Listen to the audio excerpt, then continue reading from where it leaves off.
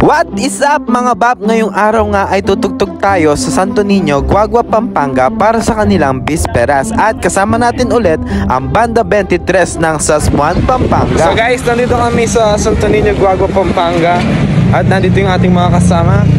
At ayan, nandito na ang ating mga kasama. Nandiyan na si Darang Mika at ang mga kasama niyang Majorits. At ayan nga, mag-hi muna daw siya sa ating vlog. At kasama nga din pala natin si Bapang Angel. At ayan nga, kami ay magpapasayaw na mga bab.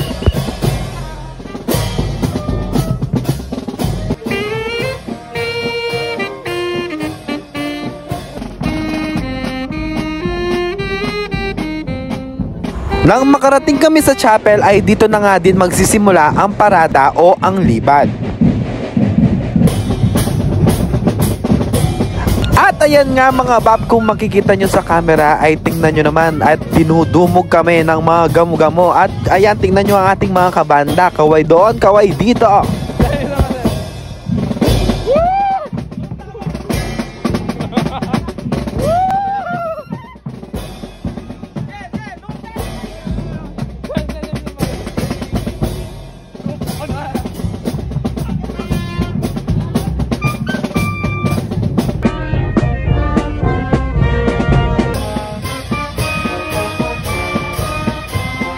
At syempre, pahinga muna tayo mga bab, water break muna tayo. At ayan nga, dito nga ay papunta na kami kung saan magsisimula at kung saan kami sasakay sa pagoda.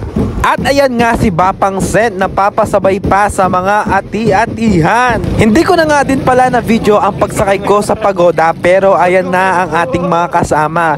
At ayan nga, magsisimula na ang Libat 2024 dito sa ilog ng Santo Niño, Guagua, Pampanga. At syempre, hindi mawawala ang pangmalakasang batalya ng Pampanga.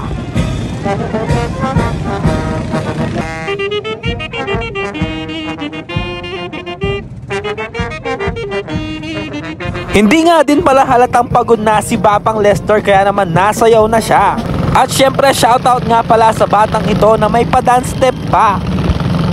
Si Bapang Marwin nga ay nakapag-charge, kaya naman hindi na ubos ang kanyang energy. At syempre, water break muna ang inyong Disney Prince. Hindi na nga din pala pinasama ang mga kabanda naming bata dahil nga delikado sa pagoda. At ayan nga sila, kaway-kaway pa. At syempre, magsaserbetes muna at magmemorienda muna ang mga musiko.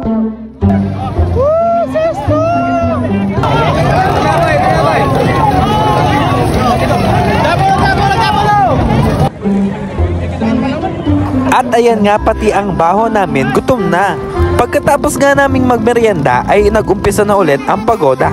At makalipas nga ang ilang oras na libad at ilang oras na paikot-ikot sa ilog ay natapos na ang libad. At ayan, shoutout nga pala sa aming bunso na si Gemma Lou. Pagkatapos nga namin sa pagoda ay itinuloy nga sa daan ang paglilibad. At ayan nga si Ariana at si Jacob, dala-dala nga ang mga na-take out kanina sa pagoda. At ayan nga ang mga ati-atihan na nakasama namin ngayong day 1 dito sa Santo Niño, Guagua, Pampanga. At bukas nga ay makikita nyo sa mismong kafiestahan kung gaano karami ang mga ati-atihan. Abangan nyo nga din pala ang vlog ko sa mismong fiesta dito sa Santo Niño, Guagua, Pampanga. I-upload ko siya na magkahiwalay mga bab. At ayan nga si Boss Toyo, ginamit na nga ang kanyang instrumento para makakuha ng mga candy. At ayan nga, sandali nga munang natigil ang parada para magpahinga at kumain ng napakasarap na pansit. Pansit na pampahaba ng lakaran. At ayan nga, susubo na tayo mga bab. Ang sarap-sarap, delisyoso. At ayan nga si Bapang Lester, sarap na sarap nga sa pansit nila dito dahil talaga namang masarap ang pansit nila dito. Tignan nyo naman si Aryan, napapasayaw pa sa sobrang sarap.